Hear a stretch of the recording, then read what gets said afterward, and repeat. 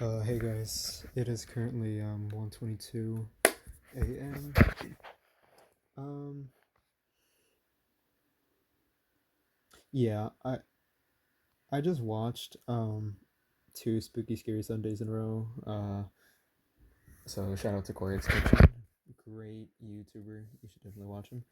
And I kind of got the idea, or I'm kind of inspired to make some, I guess, reaction videos on Bion. This is gonna be, I guess, my first reaction video. I'm not gonna really count the Caterina video I did. Oh, there you go, Corey Extension. Um, Let me see. Oh no, I'm just gonna try and find some.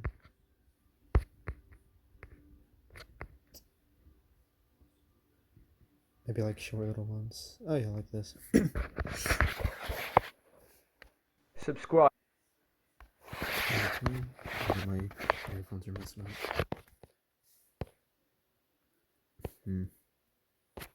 Oh, you know what? Hold on, wait a minute. David Romero has some pretty good stuff. Pine Devil.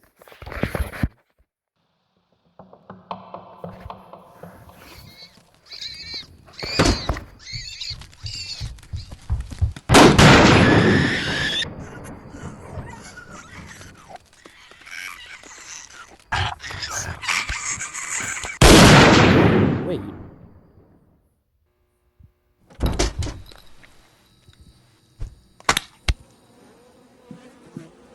Oh my god. That is...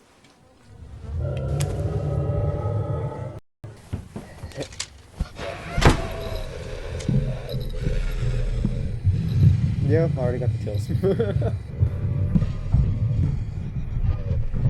Sorry if you can hear some other stuff through my mic. I'm using earphones. Oh wait.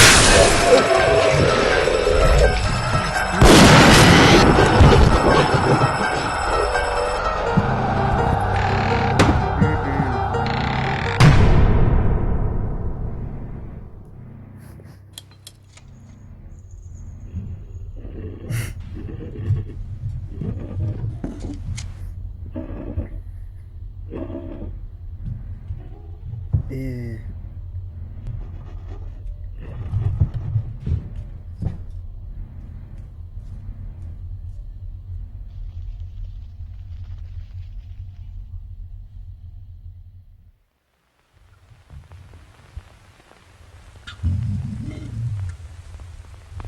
What is that?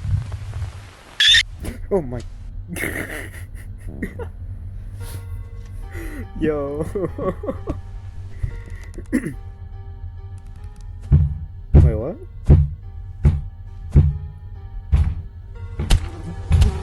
Oh, what?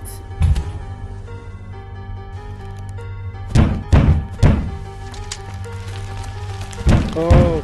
Oh. Oh, God.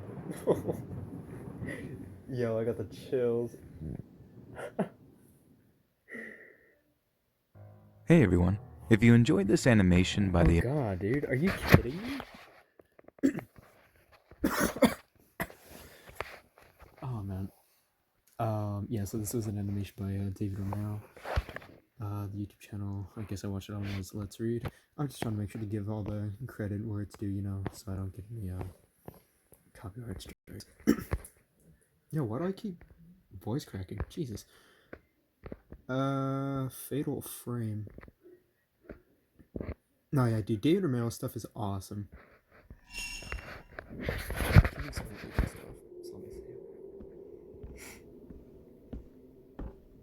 Hope you guys can hear me well, too. Man, dude, I gotta get an actual... Oh my god! I said I gotta get an actual setup soon. I keep voice cracking though, because I think I'm talking low. Or, like, I'm trying to whisper, I guess.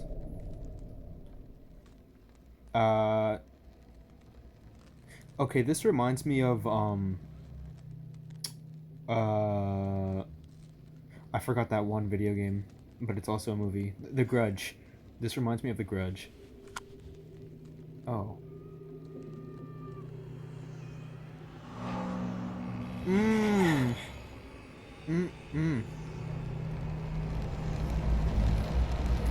Oh, dude, all the hair on my body is just standing up right now. Oh!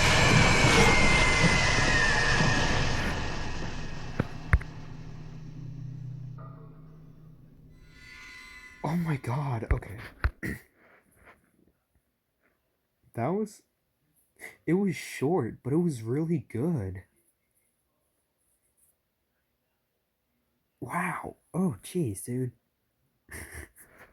I don't get scared so easily, but like, I think it's just the fact that it's 1:30. Man.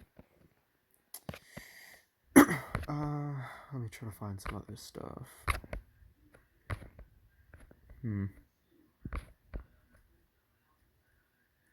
Crazy Homeless Man Memoirs. This looks pretty good. Oh yeah, again, the last video was by David Romero. Physical therapists are there to help people move.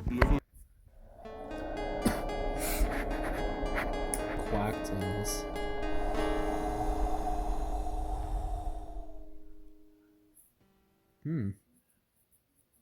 Okay. This story began one night about 10 years ago when me and my friend were 5 minutes from the center of the city and we were heading to a gig. He was a musician and had a lot of friends who were also in a band. It's because of this that when we were walking past this abandoned warehouse, it caught his eye. He noticed there was a broken window on the side of the building. He made the impulsive decision to climb up the building and then enter through the broken window. He said it was very dark and he could not see much, so he decided to put on his phone light, and from what he could see, he knew it was perfect. He wanted to use this warehouse so he and his friends' bands can play gigs there, sort of like an underground concert. And so it went ahead. Many bands agreed to play at the abandoned venue. They managed to get a generator to ensure there was power and that they could play, and it was really surreal in there. I don't think that's headbanging music, but you do you, bud. Word must have got out because there was a large amount of people at these gigs, and it was a pretty crazy time. On one of the nights, me and my friend decided to go exploring the warehouse to see what else was there. Yo, what kind of fate is that though? Jesus. We went walking through a pretty dark area when we noticed something. It was a tent set up in the middle of the warehouse. Really odd. We decided to inspect the tent and see if someone or something was in there. When we shone the light on the tent, there was nothing but rubbish and beer cans. But there also inspect the tent and see if someone or something was in. Are you... What? In there. Okay. When we shone the light on the tent, there was nothing but rubbish and beer cans. But there also was a diary. I decided to pick up the diary and have a little bit of a read. What was in the diary would end up shocking me to my very core. In the diary was explicit details of a homeless man and his infatuation with a woman who was virtually a stranger to him. He explained how he had fantasies of stalking and killing her, and it was just full of nonsensical ramblings from an obviously crazed homeless man. I freaked out, and just when I didn't think I could get any more spooked, I started to hear some rustling. Was he coming back to his tent? I froze. My friend shined the torch on where the noise was coming from. Even though it was just a rat, we took it as a sign to leave, and we briskly walked out of there. We decided to leave the warehouse entirely after this, and we never, ever went back. I think there was only 1 or maybe 2 more nights at the warehouse, and either it died down or the cops found out about it. My friend ended up keeping the diary, but I'm not sure what he did with it. Either way, I'm glad we never ran into the crazed homeless man. Oh, God, dude. Yeah, that's just... I don't know how to feel about that story. That's just creepy. That video was by Quacked Hills. There's someone in my room. Ooh, this looks good. Now with the Subway app, get a free footlong. Just buy one and get one free. I'm not even sure if showing ads like that is allowed. I would edit them out if I could, but you know, I'm literally recording on a phone via screen record. There's something in my closet. To fully appreciate the background of this story, I need to give you information regarding the place where I live. You see, we were in a temporary living situation. Our house had burned to the ground, and we lost everything. Fortunately, my parents had insurance, and they put us in a temporary living position. Yo, this audio is weird. Like, I'm wearing earphones right now. I feel like it feels like the narrator's like behind me or something. Like, it doesn't sound like regular audio. That's crazy. As an only child, I had my own room, and my parents had a separate room. I was about 15 at the time, and that place always gave me the creeps. I don't think a day would go by where I couldn't find myself terrified in that area. The place itself wasn't really bad, but the situation and the location were not that great.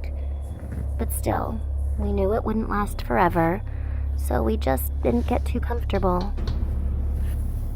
I did get a free complimentary breakfast before going to school, and also the clerk or the admin who worked behind the counter of the motel was quite nice, and whenever I got back from school, he was always on shift.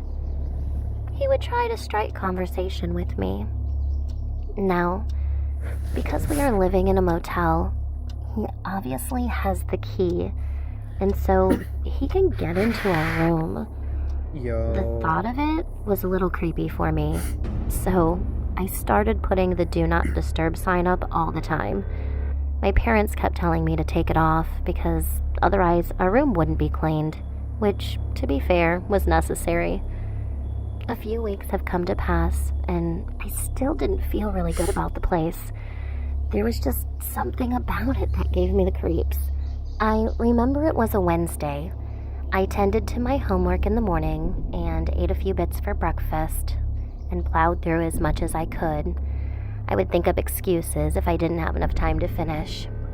Now, the way this is set up is that the banquet hall is right after the front desk, and from where I was sitting, I had a clear view of the creeper guy. So he got 2 guests, talked to them, and when they left, he left too. I assumed that it was something related to that family, and that his business was needed elsewhere, but I was wrong. I never saw him return. Oh, what? When I returned to my room to grab some books, I suddenly felt really strange.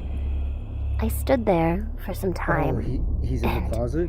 I swear I could hear someone breathing. It was the first time in my life I had felt true fear, and panic engulfed me. I stood there, panicking, not knowing what to do. I looked at my wristwatch and realized that time was running out and that I had to leave soon. Otherwise, I wouldn't catch my bus and reach school in time. So full of trepidation that I crept to the closet and swung open the closet door, only to be met with the strange guy. Wait, is he smiling? I jumped and let out a loud scream, and he screamed as well. I was furious. I wasn't sure what he was doing in the room, but I was very, very upset. I screamed for my parents, who ran into my room, and screamed at the guy who was still in the closet. My dad started yelling at him and asked what he was doing spying on a 14-year-old girl, to which he had no reply. After 10 minutes of the onslaught of words from my father, he got up from his crouched position, apologized to my father, and walked back to his front counter, this time with a queue lagging behind. My dad told me to go to school, so I did. When I came back, the guy was gone.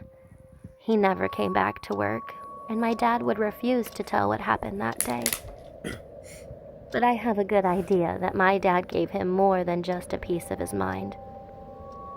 So, creepy What does that peeping mean? Tom that was in my closet, let's not meet again. I really hope that you didn't see more than I wanted you to, weirdo.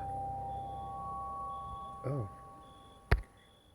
Imagine that. It's like no, And this- no ad.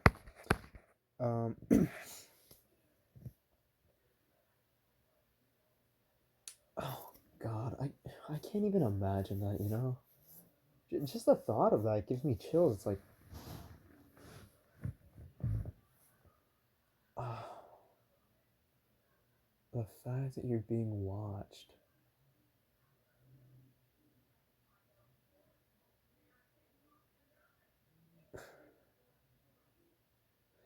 I don't know, just something about that situation gives me the chills.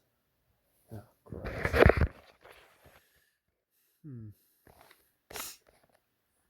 Let me try to find a different one.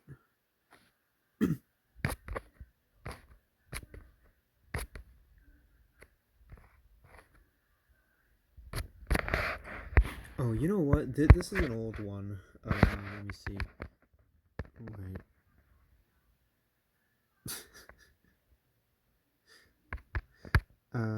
Cry reads, I think. Yeah.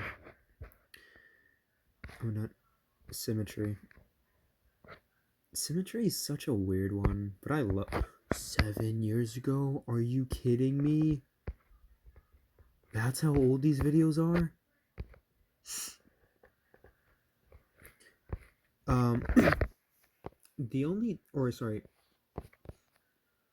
There are a few that I can name off the top of my head, or at least the ones that I remember. The first two are I'm a 911 operator and Symmetry. Oh, I found something and I don't know what to do. That's another good one. And